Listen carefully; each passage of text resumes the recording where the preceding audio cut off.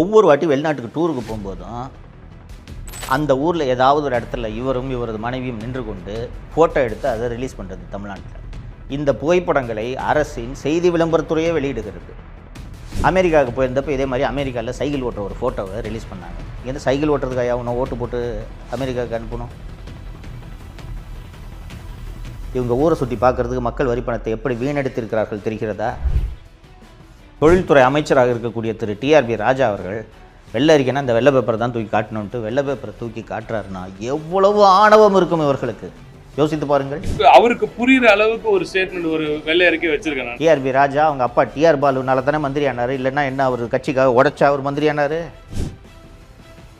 ஒத்த ரூபா துபாயிலேருந்து வரல இன்வெஸ்ட்மெண்ட்டு, ஒத்த ரூபா வரல. ஏன்னா அந்த குடும்பத்திலேருந்து யாரை தலைவராக போட்டாலும் ஏற்றுக்கிறதுக்கு ஆயிரக்கணக்கான தொண்டர்கள் கொத்தடிமைகளாக இருக்கும்போது அவர்களுக்கு இந்த எண்ணம் வராமல் போனால்தான் ஆச்சரியம். தமிழ் பெருங்குடி மக்கள் அத்தனை பேருக்கும் வணக்கம். 2026 சட்டப்பேரவை தேர்தல் வரப்போகிறது. அத்தனை கட்சிகளும் உச்சகட்ட பிரச்சாரத்தில் ஈடுபட்டு கொண்டிருக்கின்றன. திமுக என்ற தீய சக்தி